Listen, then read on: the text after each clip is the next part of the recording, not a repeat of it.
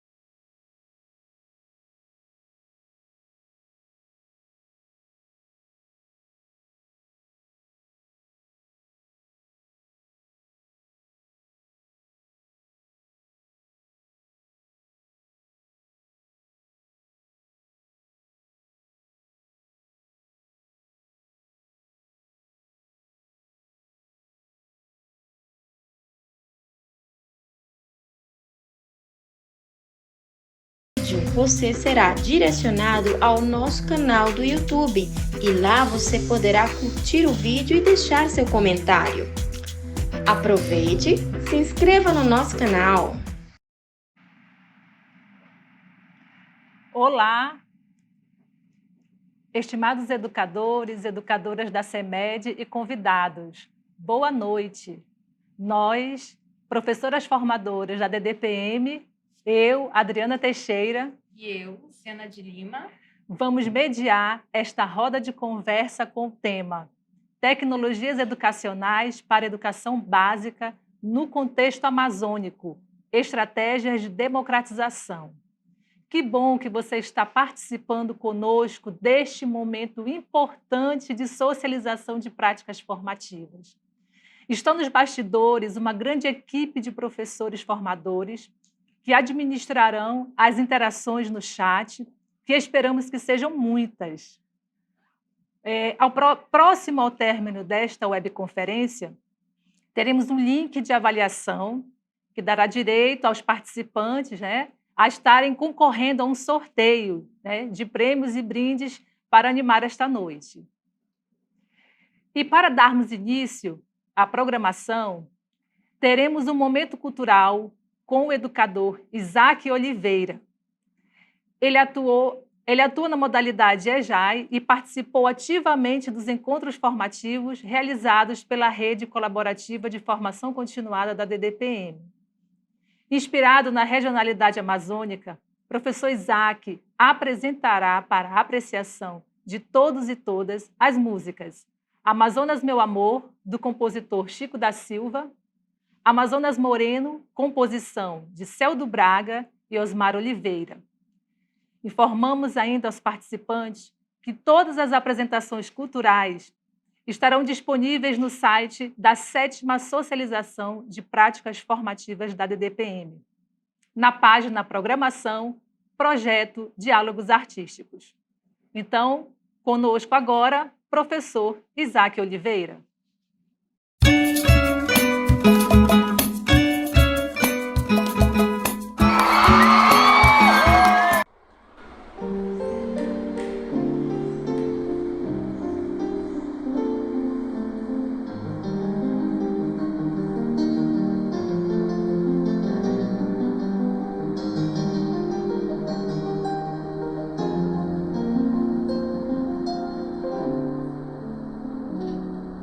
Eu amo esse rio das selvas,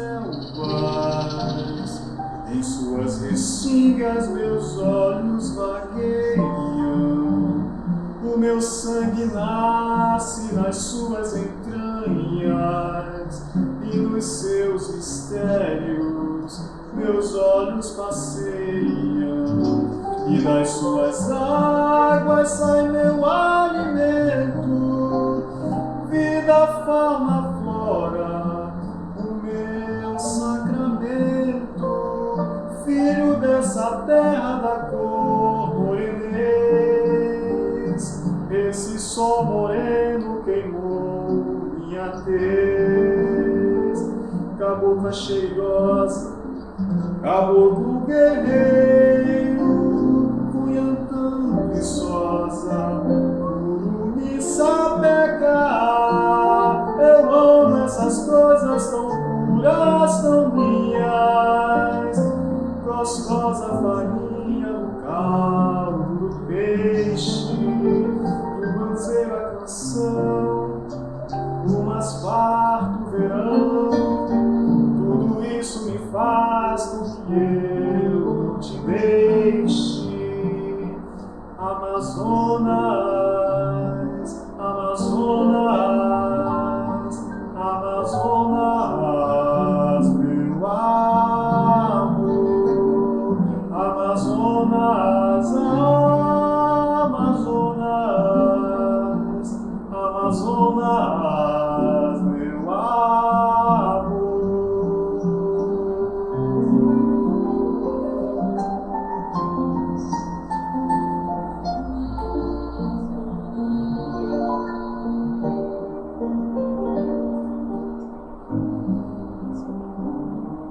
Tu és para mim meu amor.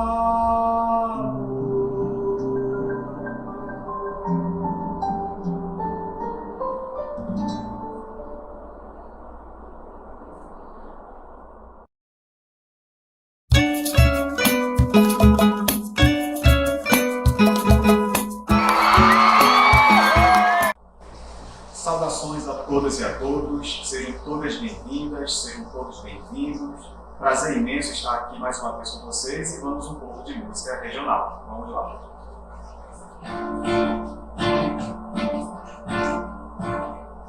Amazonas correndo, duas águas sagradas, são lindas estradas, são poucos e formas o meu Recife.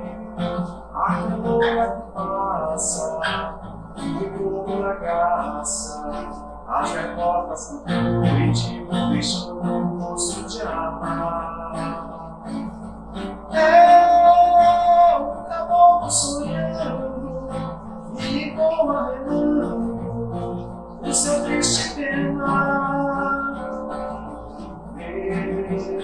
Esse poema de folhas que soma nas folhas da linda floresta do meu rio do mar.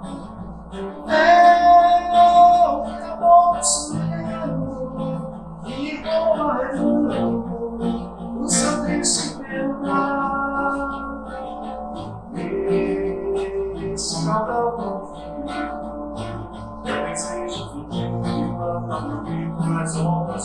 amar.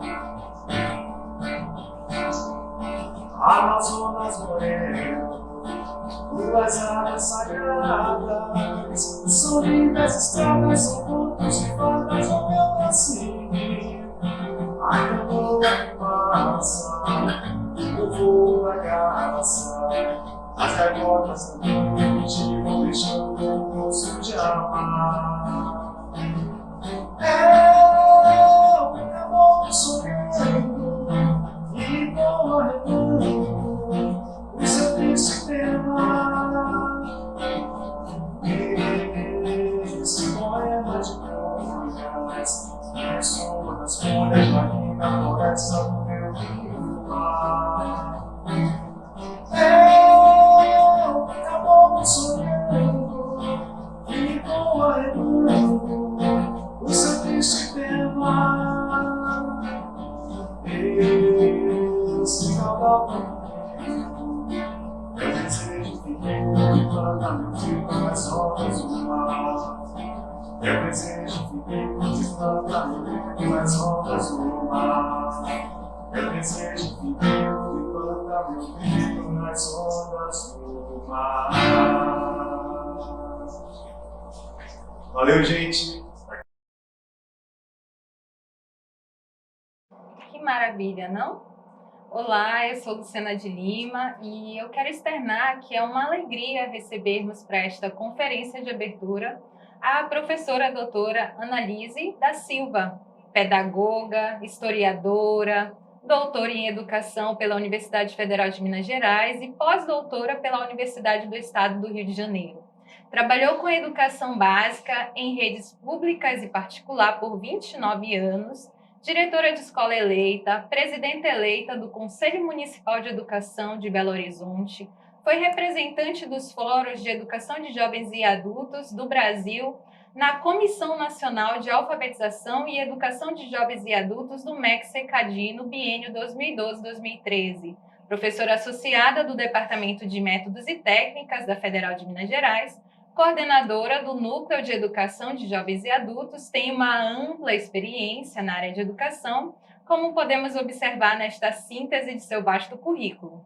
Estuda, pesquisa, trabalha temáticas como juventude, política pública, educação antirracismo, formação docente, diferentes diferenças e EJA, como ação afirmativa.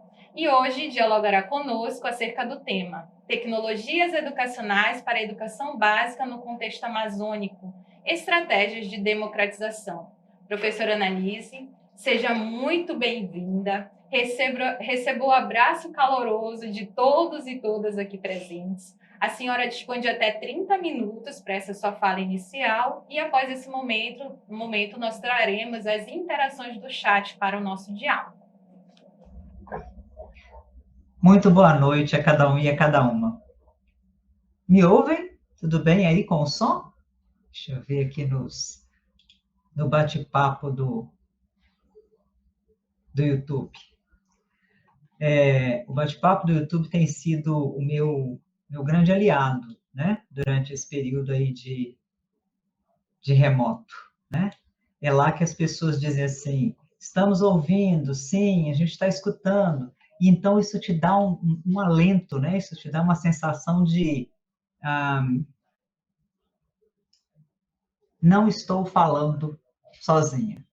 E isso é fantástico, né? Acredito eu que cada um e cada uma de vocês vivenciaram isso durante esses quase 2 anos, né? de pandemia. Eu sou Annalise da Silva. Nos últimos 13 anos eu sou professora aqui na UFMG. Nos 29 anos anteriores eu fui professora da educação básica. Eu sou membro da Campanha Nacional pelo Direito à Educação e coordenadora do Fórum Estadual Permanente de Educação, aqui em Minas Gerais. Eu sou pós-doutora em Educação de Jovens e Adultos.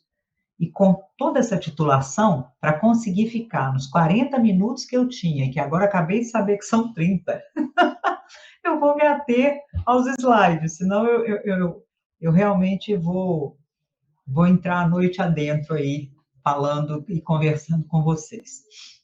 Eu agradeço o convite para estar aqui dialogando sobre tecnologias educacionais para a educação básica, né, estratégias de democratização dessa tecnologia educacional. Eu agradeço em nome da Gisele, da Luiziane, do Newton, do Oder, né, do TI aí, da tecnologia, da Luciana, da Adriana, que estão aí com a gente na mesa agora. Eu disse que elas estão parecendo uma bancada do Jornal Nacional, estão chiquetérrimas, né? E também da Joyce Kelly e da Darcy, que são as pessoas que estarão conosco hoje aí fazendo como intérpretes de Libras, né? Quando a gente fala de inclusão, a gente precisa levar isso a sério, é isso? Eu começo dizendo que me solidarizo com as famílias das pessoas que tiveram suas vidas ceifadas pela pandemia sanitária da Covid-19, que foi agravada pelo pandemônio político que a gente está vivendo aqui no nosso país. Enquanto eu preparava essa nossa conversa, né, de ontem para hoje, ontem eu brinquei com o Newton, né, ele me dizia assim, está tudo certo para amanhã, eu dizia para ele, calma, ainda tenho hoje de noite, depois ainda tenho amanhã de manhã, e aí à tarde eu vou terminar, né, os preparativos aí para me encontrar com vocês à noite. Porque é isso, né, nós estamos num liquidificador humano. Ele começa a bater ali pelas 5 horas da manhã, e ele para de bater ali pela meia-noite, quando a gente vai descansar minimamente, né?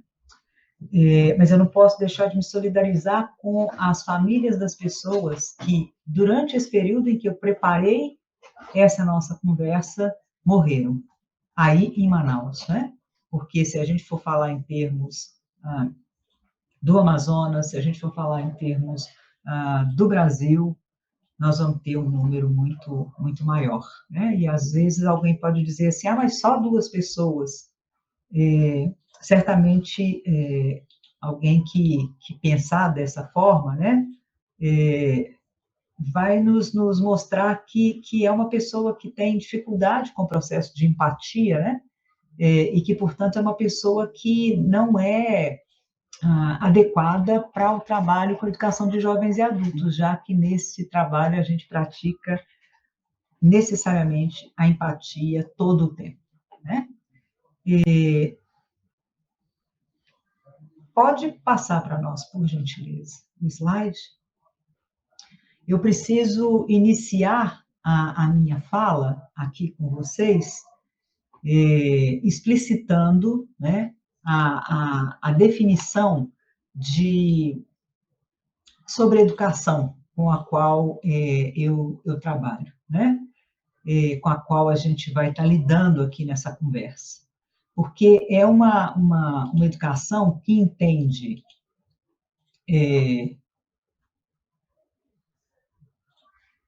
que a função social do processo educativo é contribuir para que cada estudante vá construindo a autonomia dele, né? Até chegar à sua emancipação, para ele dar conta aí de questionar, de problematizar, de tomar decisões, de propor ações, né? Ações que sejam possíveis de se efetivar, e ações que sejam necessárias, né? Para a gente conseguir fazer a solução, né, do problema de cada um, do problema da comunidade, do problema da sociedade em que a gente vive, em que a gente trabalha. Portanto, eu vou estar falando aqui com vocês o tempo todo de educação libertadora, educação emancipadora, né? Daí, dizer a vocês que, na minha avaliação, a gente precisa conversar sobre formas e sobre metodologias, sim, com certeza, mas principalmente a gente precisa conversar sobre conteúdos, né? A gente precisa conversar sobre a intencionalidade do trabalho com os conteúdos, porque esse é o momento da gente instrumentalizar cada pessoa sobre a pandemia que nos atinge da perspectiva sanitária e sobre o pandemônio que nos atinge da perspectiva política, econômica, social. Por exemplo, né, dizer que na atividade de biologia, aí alguém pode pensar assim, mas a gente não dá aula de biologia, porque a gente trabalha lá com até a 5ª etapa. Então, vamos pensar em ciências biológicas, já que a gente não está falando de biologia, vamos falar de ciências biológicas? Então, tá bom. Ciências, todo mundo trabalha, né? Isso até lá na educação infantil, né? É importante a gente pensar que nessa atividade, né, nesse exemplo que eu estou construindo aqui com vocês, da atividade da biologia, seja ela remota, seja ela híbrida, ou seja ela presencial, né, o que tem que ser trabalhado, na minha compreensão, é o entendimento de como é que o vírus atua no corpo humano, como é que ele é transmitido, né, porque talvez isso faça com que a gente não tenha 56%, desculpem, 46% dos adolescentes aqui do nosso país, segundo dados do Unicef, tá? Não são dados da Analise, são dados do Unicef, questionando a eficácia da vacina. 46% dos nossos adolescentes, estudantes, que estão conosco nas escolas, questionam a eficácia da vacina. Se nós, talvez, trabalhássemos com eles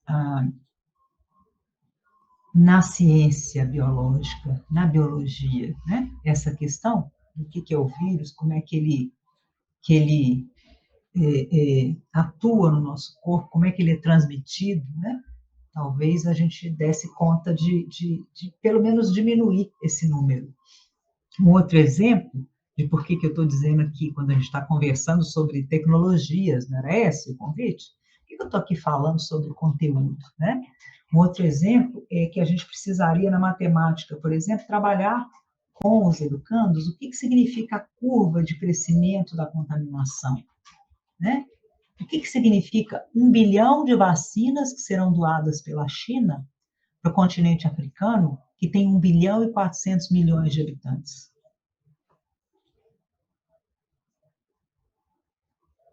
O que significa 615 mil mortos na nossa população aqui no Brasil, em que nós temos 213 milhões de habitantes? Lá na aula de sociologia, mas a gente não dá aula de sociologia, dá aula de história, não dá? Tá, porque tá lá, né, na LDB, é conteúdo obrigatório, né, então todos nós trabalhamos história. Como é que os governantes deveriam atuar nesse momento, né? Discutir com os estudantes, pensar com eles a noção de como é que o mundo foi afetado por outras pandemias que já ocorreram e o que elas nos ensinaram, ou elas não nos ensinaram, né? Pensar junto com eles na educação física, né? Na importância lá da atividade física nesse momento para fortalecer a nossa imunidade, né? E discutir com ele que dá para fazer atividade física subindo e descendo aquele degrau que tem dentro da casinha em que ele vive. Na aula de geografia, é fundamental, né? A gente discutir com ele o caminho do vírus até chegar ao Brasil, o caminho das variações do vírus. E na aula de português, né? Na língua portuguesa, quando a gente estiver trabalhando interpretação de texto, né, para ele dar conta de entender, para ele dar conta de interpretar o que é distanciamento social, o que diferencia isso de isolamento social, e o que diferencia isso de quarentena, né? A gente pode também, na aula de química, de novo, né, lá nas ciências, trabalhar com ele para ele entender como é que as substâncias ajudam ou atrapalham o tratamento da Covid-19. A isso, né, que a gente dá o nome de qualidade social da educação. Essa educação que é pensada na perspectiva da emancipação do ser. Passa o slide para nós, por gentileza. Então, aquilo para que eu fui convidada para estar aqui, né, falando com vocês, é algo que está muito em voga atualmente, né? Está em voga por vários motivos, daqui a pouco eu falo um pouco a respeito, né? Eu considero que para falar sobre a questão das tecnologias, né, para falar da questão de como que as tecnologias educacionais demandam estratégias de democratização. É fundamental a gente fazer um balanço, né? Fazer um balanço e apontar perspectivas, porque fazer esse balanço e apontar perspectivas é bem uma postura freiriana, né? Porque o balanço e a perspectiva, eles carecem ali de uma análise, né, que nos permita não só fazer a denúncia, mas também, como nos dizia Freire, na pedagogia da autonomia, né, apontar o anúncio. Então, vamos lá, vamos fazer a denúncia e daqui a pouco vamos apontar o anúncio, né? É o mesmo Freire que fala para a gente assim, eu constato para mudar, né? E não para me acomodar. Então, eu quero pedir licença aqui a vocês para falar de um sujeito específico, né? Eu quero falar dos sujeitos de direitos da educação de jovens, adultos e idosos. Eu quero pedir que vocês olhem aí para essa imagem e me digam assim, se vocês veem aí, né, algum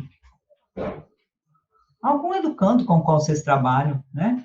Ou se de repente essas figuras que estão aí colocadas não têm absolutamente nada a ver com aquilo que vocês fazem no dia a dia de vocês, né? Eu queria muito mesmo que vocês fossem fazendo esse diálogo comigo aí no bate-papo do YouTube, sabe? Para que a gente vá percebendo, assim, estamos dialogando, sim, é uma conversa. Não é um monólogo. Sim, tem gente me ouvindo e tem gente me dizendo em que nível que o que eu estou discutindo aqui dialoga com as vivências dessas pessoas enquanto docentes da educação básica, trabalhando com turmas de educação de jovens e adultos, e em que nível que o que eu estou dizendo aqui, eles não têm ideia de por que eu estou falando sobre isso, porque não tem nada a ver com o que eles vivenciam, né? A ideia é que seja uma representação mesmo, né, da educação de jovens e adultos, porque aqui no Brasil, os sujeitos de direitos da educação de jovens e adultos, gente, faltam 10 minutos, Jesus sagrado, eu estou no terceiro slide, corre na lista. Nenhum exemplo mais, tá? Vamos que vamos lá. Aqui no Brasil, os sujeitos Não passa ainda não, por gentileza. A gente ainda está lá no outro. Senão eu me perco aqui na lógica que eu construí da conversa. A gente tem pessoas que são na educação de jovens e adultos e que são pessoas moradoras de ocupações urbanas, né? É só a gente pensando neles. Pessoas que são negras, pessoas que são nativas, pessoas que são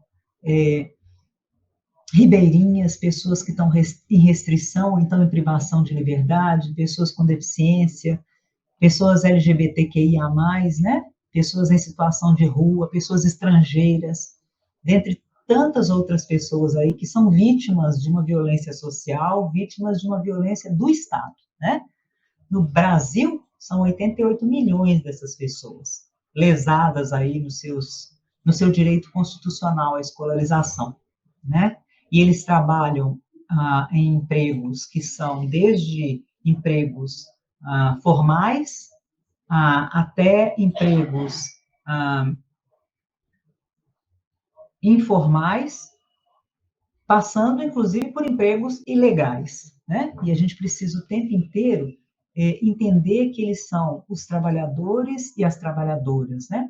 São as pessoas que não são alfabetizadas, ou que não concluíram o ensino fundamental, ou que não concluíram o ensino médio, quando elas eram crianças e adolescentes. E que é importante a gente registrar isso, né? Jesus, 15 minutos. Para com essa tortura. E é importante a gente registrar que mesmo nos últimos 30 anos, né, de vigência do ECA, do Estatuto da Criança e do Adolescente. Por quê? Porque o Estatuto da Criança e do Adolescente, ele prevê a obrigatoriedade da frequência escolar, né, dos cidadãos nessa faixa etária no nosso país. Mas a gente tem hoje, sim, pessoas com 15 anos de idade não alfabetizadas, né? E elas estavam, há 8 anos atrás, já na escola. Então, elas foram excluídas na escola, né? Elas estavam conosco na escola e, mesmo assim, foram excluídas.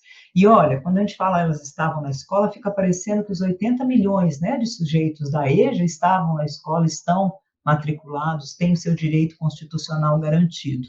E não é o que acontece, né? Porque pouco mais de 3 milhões destes sujeitos estão matriculados em todo o país. Ou seja, 96% do total de sujeitos que tiveram o direito deles negado quando eles eram crianças e adolescentes, continuam tendo esse direito negado agora, quando eles são jovens, adultos e idosos. E esse dado é do INEP, de 2019, foi divulgado em julho do ano passado, em julho de 2020, tá? Passa para nós, por gentileza, o slide. Aí vocês podem estar pensando assim, uai, mas o negócio é tecnologias educacionais. Ela não vai falar sobre quais são os tipos das metodologias ativas, como é que se aplica, né? Ela não vai falar nada sobre gamificação. Eu li outro dia um outro, que é o tal do sala de aula invertida. Não vai falar nada sobre essas coisas, ela vai falar sobre a rotação por estações de aprendizagem, né? Ela não vai falar sobre aprendizagem entre pares. Isso tudo que eu estou dizendo aqui para vocês, gente, são tipos, né, de metodologias ativas. Tem aprendizagem baseada em problema, tem aprendizagem baseada em projeto, tem a cultura maker, né? Tem o storytelling, e storytelling é contação de caso, né? Mas a gente adora botar os treinos em inglês, né? Vejam só, as metodologias ativas, né, elas são um conjunto de abordagens educacionais que tem como objetivo posicionar, né, os estudantes como protagonistas de seus processos de aprendizagem. E elas contam diretamente com o auxílio das tecnologias digitais. Elas contam com o auxílio dos celulares, dos tablets, dos computadores, entre outros dispositivos computacionais, que passam, a partir da lógica destas metodologias, a ser ferramentas indispensáveis em sala de aula e que servem como facilitadoras do acesso à informação. É com esse tipo de metodologia e com essas ferramentas contemporâneas, né, que as dinâmicas da aula tendem a ser mais ativas por parte aí dos educandos. Sendo que, nos modelos tradicionais, né, os estudantes têm aí uma posição que é mais passiva, e em muitos casos eles apenas acompanham aquilo que os professores apresentam. Eu não sei quantas pessoas estão aí, né, nos ouvindo e tal.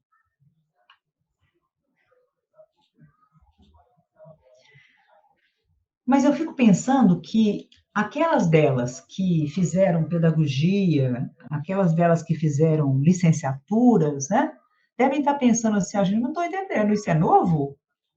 Porque, se a gente for pensar, a, a, a pedagogia, né, a proposta cognitivista, a proposta humanista, a proposta behaviorista, a proposta cognitivista, elas vieram todas com essa lógica, que era a lógica de fazer com que o estudante passasse a ser o centro das coisas e que fosse mais dinâmico. Pois é, gente, né? Esse é um dos grandes problemas, dos grandes dilemas que a gente vive no campo da educação. E esses problemas, esses dilemas, na minha leitura, ficam mais extrapolados ainda, porque eles acabam impactando nas políticas públicas, né? E aí a gente fica na política pública do cachorro correndo atrás do rabo, né? Assim, as coisas surgem como se ninguém nunca tivesse falado a respeito delas, né? Principalmente quando elas surgem com o nome em inglês, e aí corre todo mundo para ir fazer, e aí um dia alguém para e fala assim, engraçado, eu fazia esse negócio, só que a gente chamava isso de álbum seriado. Esse trem de botar o jornal no cavalete, escrever com pincel nele, porque a gente não tinha naquele momento um quadro. Agora chama flipchart. Que chique! E leva aqui alteração na inclusão efetiva, real, palpável, perceptível pelo educando da EJA. A qual?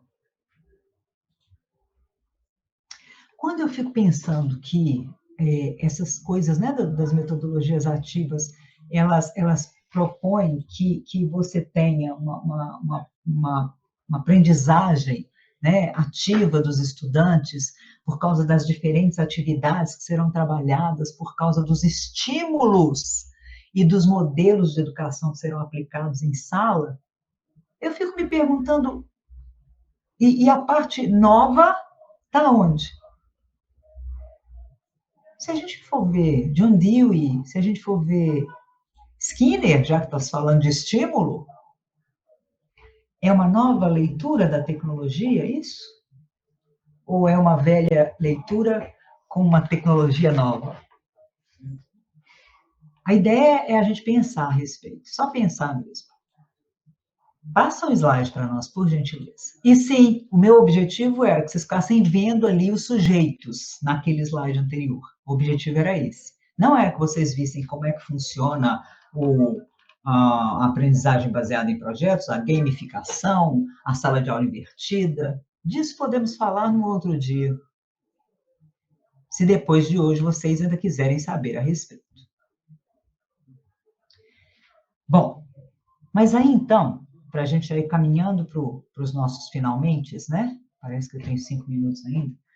Eu lancei um livro nesse ano, que é não sei se vocês chegaram a ver, se vocês sabem da existência dele, que é o Na EJA Tem J, tá? E nesse livro, eu digo que um primeiro movimento que eu considero necessário para a gente tornar significativa qualquer reflexão é o movimento de compreender a importância da definição conceitual, né? Que é fundamental aí, o percurso que a gente trilha como educadores, como educadoras da EJA. E aí, para falar dessa coisa, né, de compreender a essência, eu vou buscar 2 autores aqui.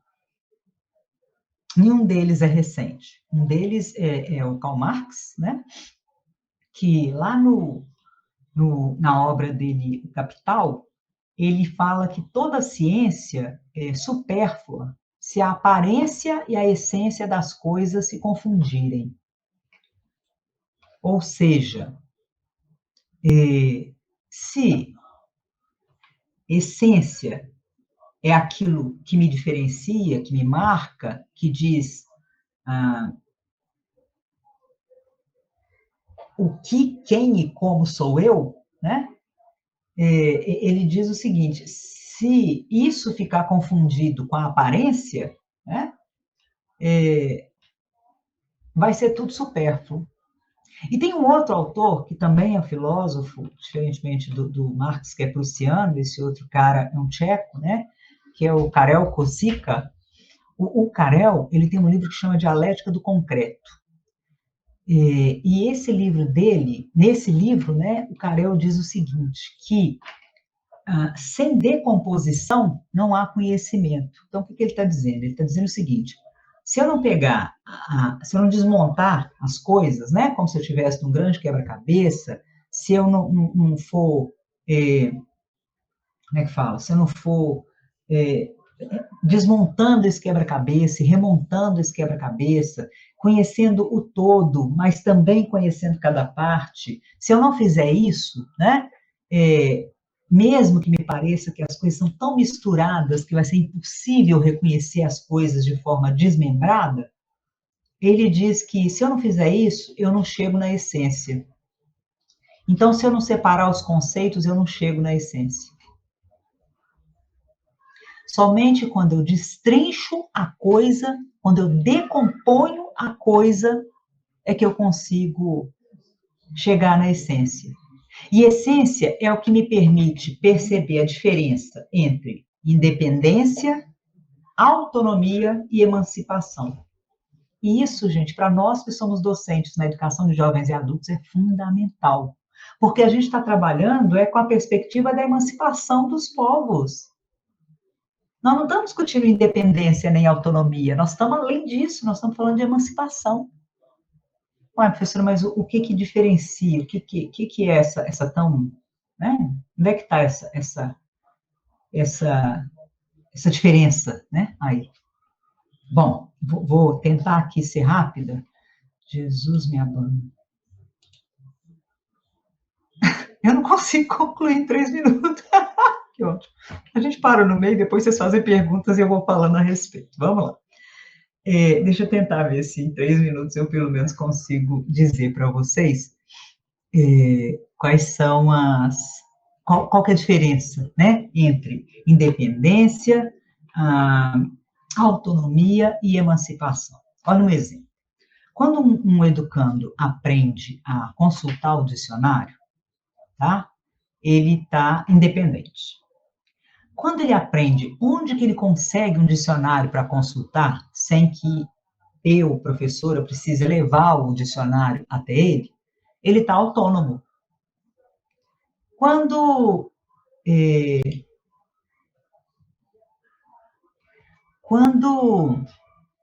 ele aprende a produzir verbetes, né, para participar ali da construção de um dicionário, por meio do qual ele vai dar conta de valorizar as vivências da comunidade em que ele mora e vai convidar outros educandos para participar da construção desse dicionário, aí a gente chegou na emancipação. Uma outra situação é quando a pessoa aprende o caminho da padaria para comprar o pão, tá? Então, ela está independente.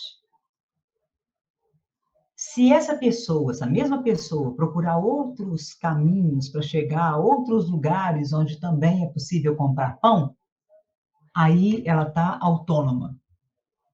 Mas se essa pessoa pesquisar, se essa pessoa aprender como é que se faz pão, se quando essa pessoa vender o pão que ela mesma faz, ela cobrar um valor justo para pagar o trabalho dela, e se ela não explorar o trabalho dos outros para isso, aí nós chegamos na emancipação. Uma outra situação. Um idoso aprende que ele pode mexer na internet sem estragar nada, tá? Olha, ele está independente. Ele entende que ele pode pedir ajuda para outras pessoas se ele ficar perdido. Não precisa desligar, não precisa fechar nada. Ele pode pedir ajuda, pede ajuda. Olha, está autônomo. Ele compreende que ele mesmo pode criar documentos virtuais, que com essa aprendizagem ele pode contribuir para a construção da aprendizagem de outras pessoas idosas. Agora ele está emancipado. Mais uma situação, a última. O jovem, ele pede a garagem lá da casa da avó dele, que está lá desocupada, para ele poder instalar ali a sede de um empreendimento. Olha que legal, né? Um menino independente. Esse mesmo jovem emprega outros 2 jovens para fazer a entrega de produtos que são feitos ali naquela comunidade por outras pessoas.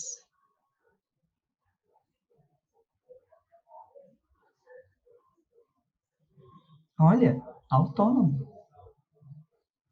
Esse jovem entende que propor a criação de uma cooperativa vai trazer renda para mais pessoas na comunidade e que é melhor que todos possam, né, ali alçar esse voo juntos do que cada um decolando aí na frente dos outros. Pensem aí situações em que vocês consigam diferenciar independência, de autonomia, de emancipação. Pense e escreve aí para a gente, no bate-papo.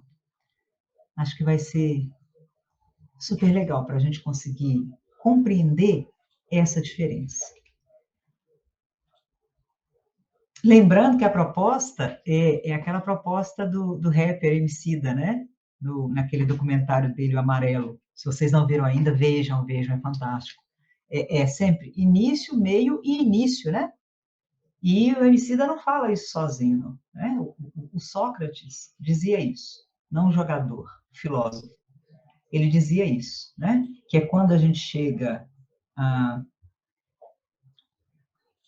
no final das coisas, que está na hora da gente recomeçar a discussão das coisas, né? Ou seja, quando eu chego na essência, que está na hora de eu começar a destrinchar mais um pouco para ver, assim, é só até aqui mesmo que é possível ir? Ou é possível ir além daqui? Mas precisa ser uma emancipação que propicie solidariedade, precisa ser uma emancipação que propicie a compreensão da necessidade do coletivo, do conjunto, né? E isso não brota do chão, isso não é umbilical, isso é construído, né? A emancipação humana, ela aparece na obra de Paulo Freire como uma grande conquista política mesmo, assim, uma conquista que precisa ser efetivada pela praxis humana, né? Nessa luta aí ininterrupta que a gente tem dentro daquele liquidificador humano, né? Sobre o qual eu falava com vocês, a favor da libertação das pessoas e das suas vidas, que são tão desumanizadas, né? Pela opressão e pela dominação social. São muitas as formas de opressão, são muitas as formas de dominação, né? E nesse mundo todo esfacelado aí pelas políticas neoliberais e excludentes, mesmo com toda a dificuldade, essa opressão e essa dominação, nós não podemos permitir que ela retire o direito e o dever de homens e de mulheres de mudarem o mundo. Porque o processo emancipatório freiriano, ele decorre da intencionalidade política que precisa ser declarada e assumida por todos nós, que somos comprometidos com a transformação das condições e das situações de vida e de existência. Lá no Pedagogia do Oprimido, o Paulo Freire, ele defende uma pedagogia para homens e mulheres se emanciparem, né? E ele diz que isso acontece a partir e mediante uma luta pela libertação, que só faz sentido se os oprimidos buscarem a reconstrução da humanidade deles. Essência, gente, é o que define que tipo de educador que somos, cada um e cada uma de nós.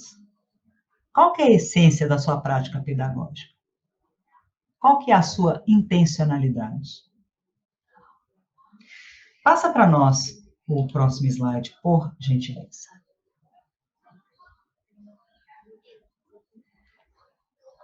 E aí, pode ser que tenha chegado alguém no meio, né, do caminho dessa nossa conversa aqui, que a pessoa esteja se perguntando assim, mas espera aí, deixa eu entender aqui. Por que ela está falando disso? Não era uma discussão sobre tecnologia educacional, estratégia de democratização? Então tá, fizemos a denúncia, agora vamos para o anúncio.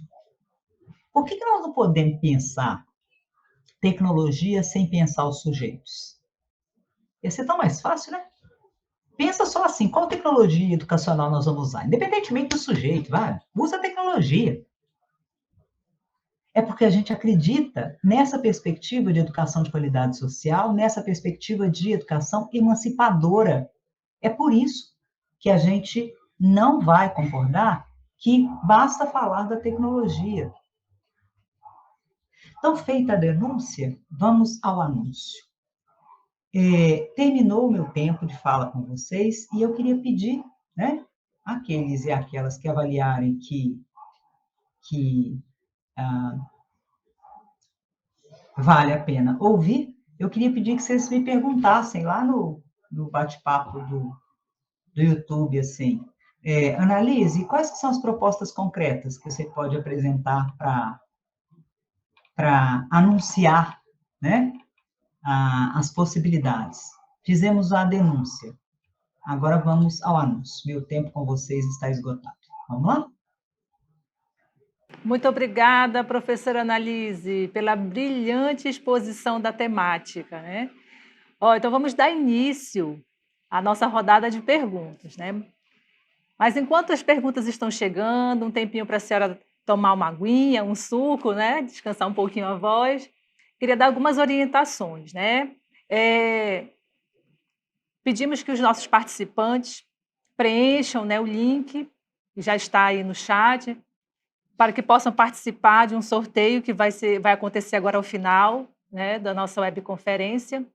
E também a avaliação deste evento, que para nós é muito importante, e também a frequência, e vocês receberão, os participantes receberão diretamente no seu e-mail, né, uma declaração de participação deste evento. Então, a primeira pergunta já encontra-se aqui conosco, professora. Então, professora Annalise, a primeira pergunta da Socorro Pedrosa, né? E a Socorro faz a seguinte pergunta. Professora Annalise, e como ensinar as pessoas a usarem essas ferramentas? Tem pessoas que nem sabem trabalhar com o celular. Seria um sonho se pudéssemos ensinar a cada um. Então, a pergunta, professora Annalise, da Socorro Pedrosa, né, sobre o uso dessas ferramentas. Vou responder uma a uma? Sim, sim. É isso? Ok, então vamos lá. Socorro, deixa eu te falar o que eu penso a esse respeito, tá? Bom, primeiro, para que a gente possa trabalhar com essas pessoas, quanto tempo eu tenho para a resposta, gente, para ver como é que eu me organizo aqui? 2 minutos, professora. Ok.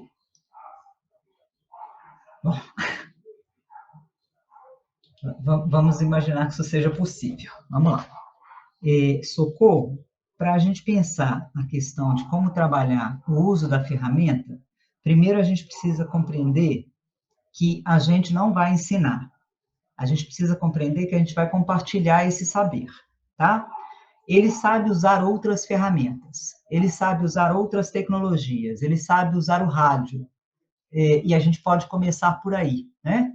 Em 2 minutos, definitivamente não dá tempo de falar sobre isso, mas a gente pode pensar que antes de ele saber como utilizar a ferramenta, o dispositivo computacional, é fundamental que o poder público, né, oferte a ele condições de ter esse dispositivo, esse recurso computacional, porque sem isso não tem como, não vai adiantar. Eu vou com ele para a escola, na escola ele vê comigo aqui no meu tablet, eu pego o meu mesmo e vou explicar para ele como é que eu faço para mexer, o que eu acesso, né? Ele vai me ensinar outras coisas, principalmente no caso dos mais jovens, né? Ele vai me ensinar coisas que nem eu sei, mas se ele não tiver esse dispositivo, esse recurso computacional, isso não vai adiantar. Não vai adiantar também se o acesso a esse, né? Porque às vezes a gente escuta alguns colegas dizendo assim, o celular dele é melhor do que o meu. A grande diferença é perceber o seguinte, com o meu celular, eu consigo baixar PDF, eu consigo mexer no PDF, eu consigo assistir filme, eu consigo assistir o vídeo que o professor tiver mandado, porque eu tenho uma internet que é uma internet banda larga, né? Se ele não tiver também a oferta feita pelo mesmo poder público de acesso gratuito para todos, não só os estudantes, mas também os trabalhadores em educação, para que eles possam ter esse acesso à banda larga, de maneira que seja permitido a ele a difusão do acesso à internet, que faz parte cada vez mais dos direitos de cidadania, e quem diz isso não sou eu, né? É o Unicef, não vai adiantar, Agora, é fundamental que a gente o tempo inteiro trabalhe com ele por meio de outros meios tecnológicos que ele domina, do tipo rádio, do tipo televisão, né? E que a gente vá fazendo isso com ele na medida em que ele vai aprendendo e nós também. Eu espero ter conseguido te falar. Agora, tem outras coisas também que são fundamentais, que é, por exemplo, a formação continuada em serviço para os professores, né? Uma formação técnica por meio aí de plataformas públicas, plataformas que sejam gratuitas, né? Plataformas de informação e comunicação, considerando a diversidade de espaços, de tempos de atuação desses sujeitos profissionais para trabalhar com as diversas ferramentas tecnológicas, as gratuitas, né? E são muitas as que existem, mas para isso é necessário que essa formação continuada seja ofertada, para que o professor aprenda, né, ali a construir os instrumentos, porque o texto que você coloca na internet não é o mesmo texto que você coloca no papel mimeografado e entrega para o menino, não é a mesma coisa, né? O vídeo que você coloca na internet não é o vídeo, não é a mesma coisa, o áudio também não, precisa de tutoriais, né? E esses tutoriais precisam apresentar, precisam detalhar, precisam permitir a vivência prática, né? E o uso dessas diversas alternativas. A próxima pergunta. Eu passo. Os educadores aqui presentes, professora, nessa webconferência, eles estão super animados aqui no chat. E nós temos várias perguntas, nós até nos constrangemos um pouquinho de dar um tempo tão pequeno, né, para essas respostas tão importantes, mas vou tentar aqui fazer uma compilação de algumas perguntas que chegaram e repasso para a senhora nessa rodada final de perguntas, tá bom? Então, aqui eu tenho, professora, uma questão reflexiva que nos chega, pensando essas estratégias de democratização, paira também em um jargão muito presente em nossas escolas públicas da periferia.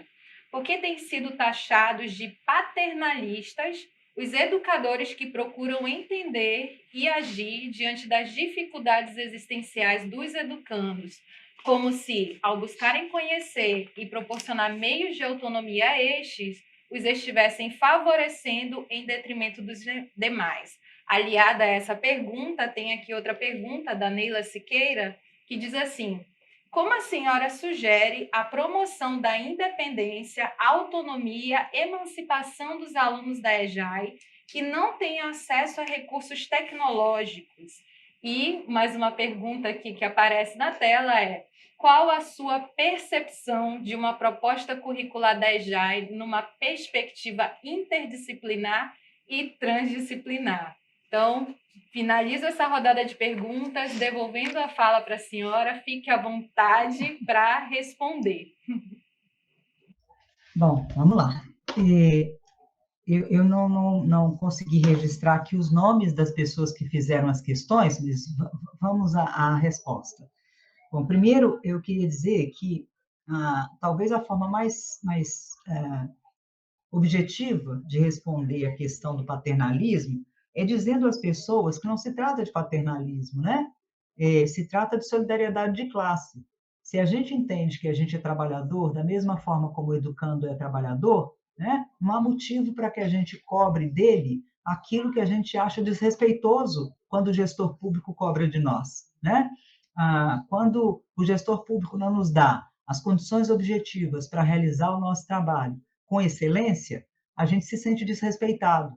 Da mesma forma, vai ser um desrespeito com o trabalhador, que é o educando, com o qual eu partilho saberes, se eu considerar que é tudo igual, é tudo a mesma coisa, e que, portanto, eu posso fazer igual e a mesma coisa para todo mundo, né? Não é igual, não é todo mundo a mesma coisa, não.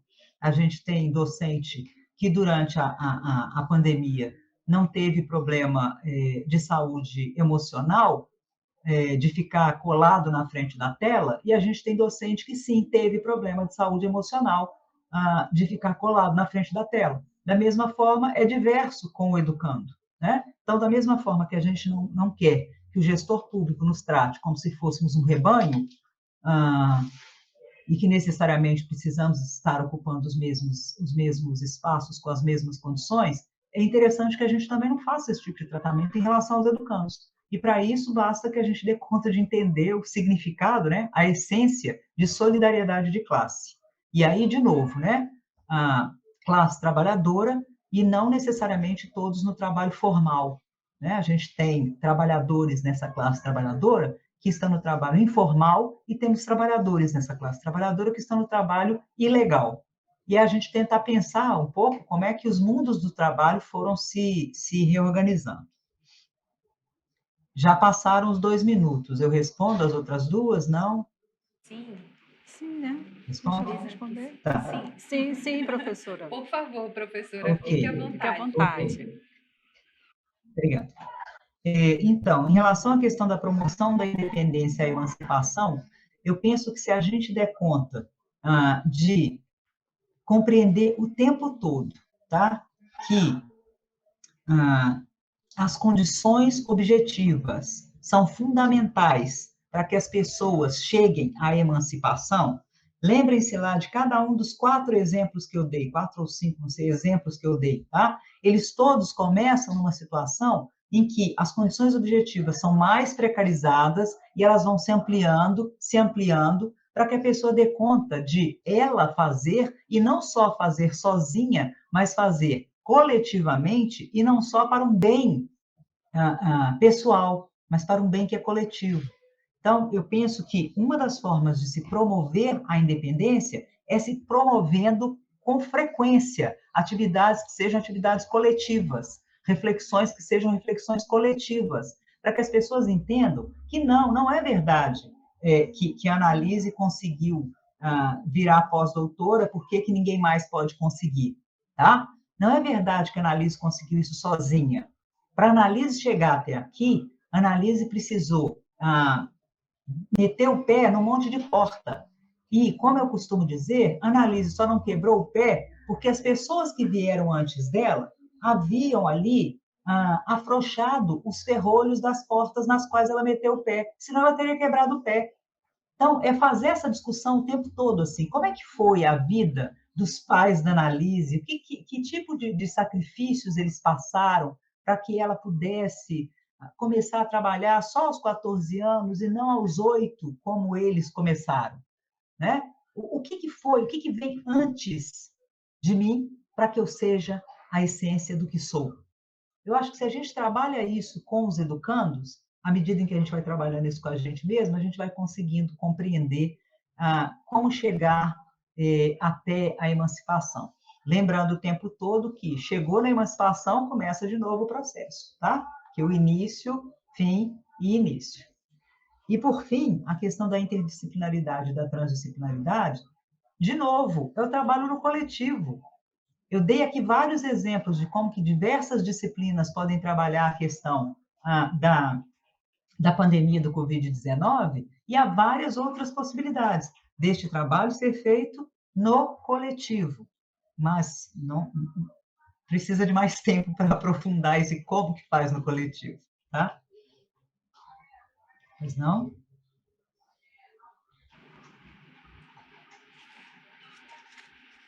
Professora, nós queremos agradecê-la muitíssimo, muitíssimo. Excelentes reflexões nesse momento.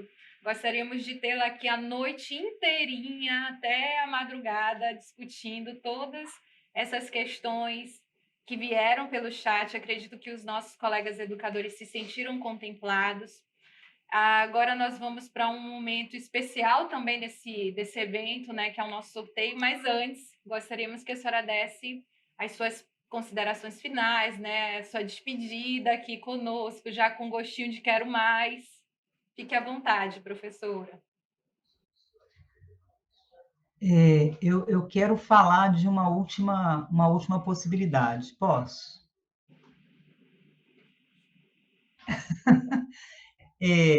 Eu agradeço o convite, estou à disposição para próximas conversas, próximos encontros, vai ser uma satisfação enorme estar aqui com vocês, tá? Eu só penso que tem uma outra coisa que a gente precisa falar, quando a gente fala dessa questão de como trabalhar com a questão das tecnologias, né? Educacionais, na perspectiva da democratização. Eu considero que, se a gente está na perspectiva da construção de medidas que contribuam com a priorização da vida de todos nós, é fundamental que o poder público cumpra a sua função, adotando aí medidas estruturais, medidas emergenciais que contemplem ações focalizadas nas populações, principalmente naquelas mais vulnerabilizadas, garantindo que essas populações não vão sair do distanciamento social procurando recursos que lhes garantam alimentação. Uma dessas medidas que eu sugiro como proposta, né, como anúncio, não é, né, de novo eu digo, não estou inventando a roda, é algo que todos nós sabemos, mas a gente não faz, né? É a imediata inclusão dos educandos da EJA e das famílias das crianças e dos adolescentes estudantes na política de segurança alimentar, para que, tendo o seu direito humano e constitucional à alimentação garantido, como está previsto lá na Constituição da República Federativa do Brasil, essas pessoas não precisam sair na rua para buscar trabalho, para buscar auxílio, para buscar bico, enfim, para buscar condições de sobrevivência. E que assim elas não rompam com o distanciamento social, que é um fator decisivo no combate ao coronavírus e que a gente está vendo agora a ciência dizer para a gente o tanto que isso é fundamental, né? Então, eu queria, por último, perguntar se vocês conhecem, vocês duas, o pessoal que está aí no apoio da tecnologia, as intérpretes de Libras, as pessoas que estão aí com a gente no bate-papo no YouTube, eu queria perguntar se vocês conhecem um poema do Manuel Bandeira que se chama O Bicho. Se vocês não conhecem, eu sugiro que vocês procurem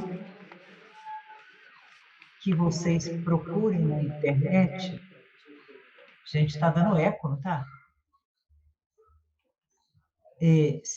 Se vocês não conhecem o poema O Bicho, do Manuel Bandeira, eu sugiro que vocês procurem na internet, porque ele é um poema que é muito, muito, muito necessário para a gente trabalhar, não só com as turmas de educação de jovens e adultos, mas também conosco, tá?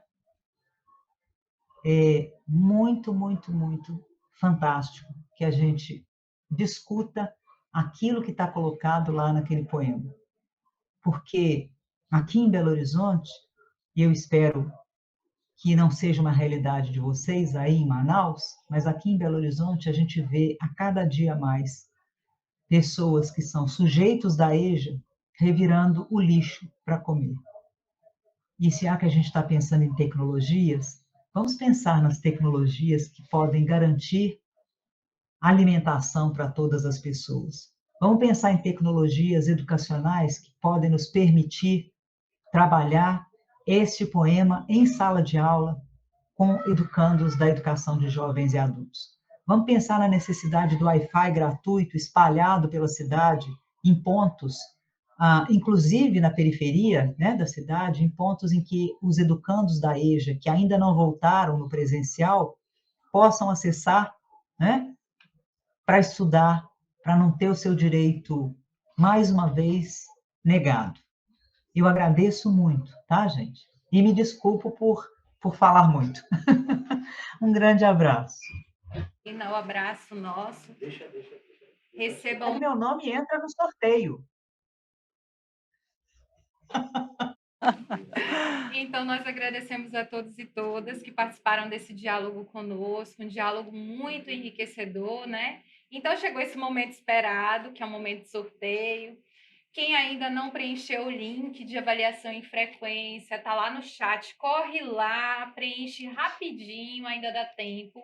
Enquanto isso, eu vou citar quais são os brindes e os patrocinadores da premiação desta noite. Primeiro prêmio, um voucher da agência Amazonas Day Tour, passeio Amazonas Total. Segundo prêmio, um voucher de uma pizza da Bitioli Pizzaria. Terceiro prêmio, um voucher de 50% de desconto na Faculdade La Salle.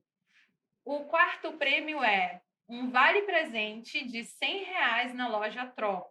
E o quinto prêmio é um voucher de combo sushi de 100% de desconto na Temaqueria Itotuzi.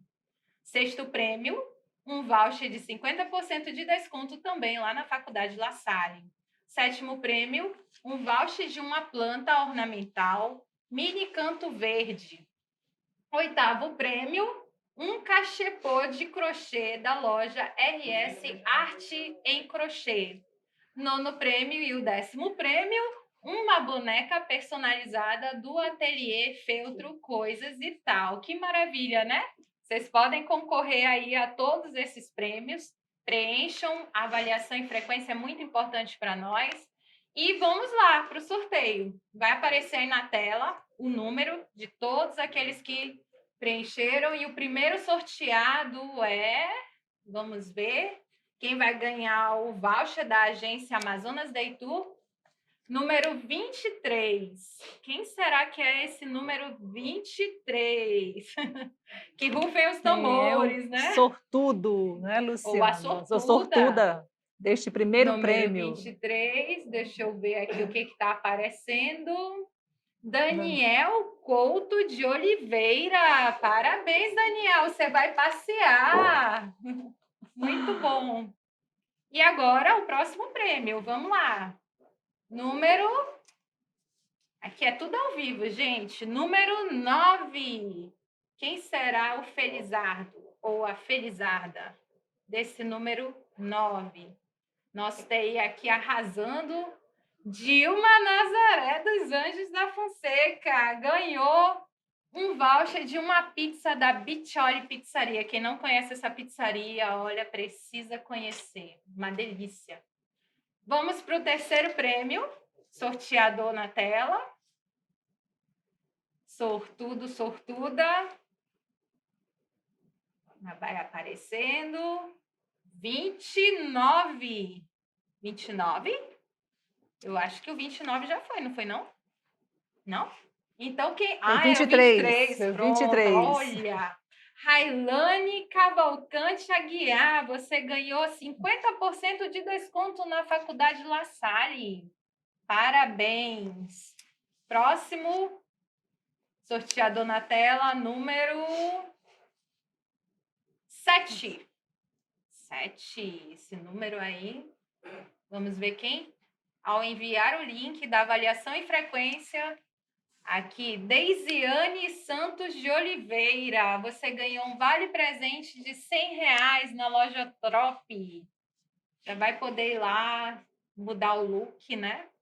Parabéns. Próximo, sorteado, sorteada, número 15. Quem será o número 15? Quem foi a 15ª pessoa que preencheu a avaliação e frequência foi Reginaldo de Oliveira.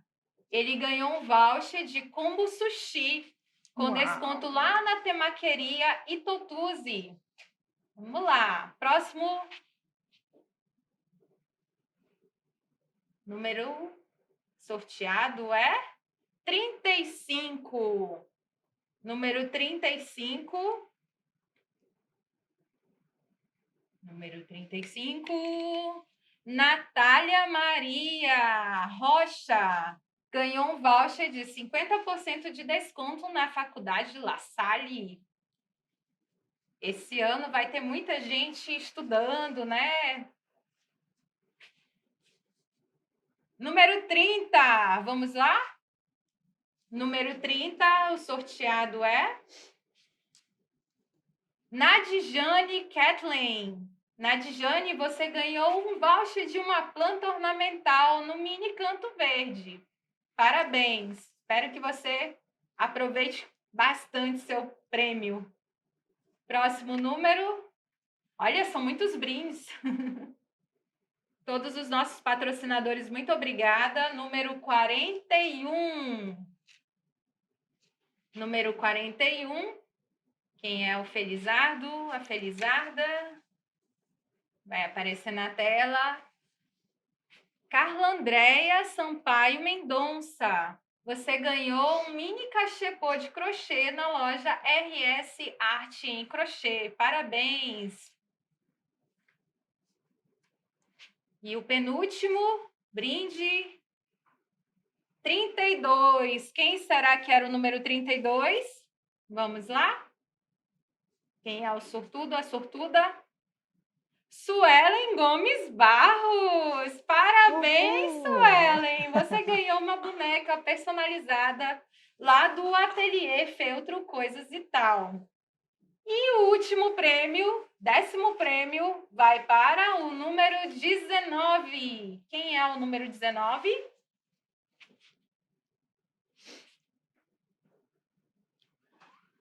Expectativa, né? Por esse número 19. É a Idelice de Jesus Alves! Olha! Parabéns! Idelice, está aparecendo na tela 2 bonecas, mas é só uma boneca, tá bom?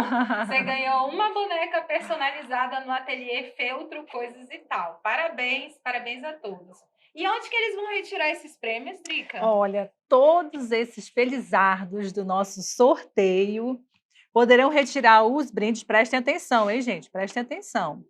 No período de 9 a 13 de dezembro, no horário de 8 às 19 horas, lá na Divisão de Desenvolvimento Profissional do Magistério. Isso, lá na DDPM, tá bom? E o endereço, Avenida Maceió, número 263, Nossa Senhora das Graças, tá bom? Agradecemos a toda a equipe de formadores da DDPM, TI, todo mundo que está aqui nos bastidores, que trabalharam arduamente por esta primeira noite e o primeiro dia, na verdade, da 7ª Socialização de Práticas Formativas. Foi um prazer enorme estar com vocês, com a professora Nelise, que nos trouxe excelentes reflexões. Continuem acompanhando a programação da 7ª Socialização de Práticas Formativas. Amanhã esperamos todos vocês, tá bom? Se inscrevam no canal, participem. Amanhã, com as comunicações orais, as apresentações das escolas, dos professores. Tchau, tchau. Obrigada. Conheça os parceiros da 7ª Socialização de Práticas Formativas.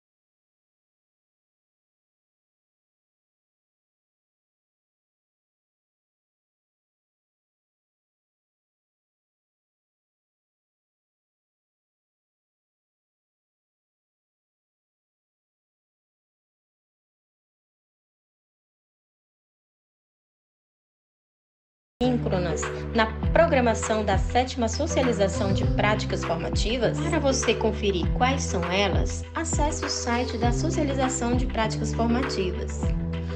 No menu Programação, temos as páginas do Projeto Diálogos Artísticos e Exposição de Práticas Pedagógicas.